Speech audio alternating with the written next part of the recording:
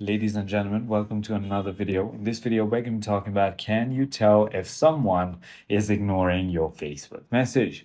Well, unfortunately, Facebook does not send a notification or a specific status when someone ignores you. However, by observing your message status, so sent versus delivered versus read, and the recipient's activity, you can look for strong clues that you are being intentionally ignored, muted, or restricted. So if you're stuck on delivered with no read receipts, if your message shows as checkmarked in a colored circle delivered, but never changes to the person's profile, despite them being active, they may have manually moved your chat to message request or spam.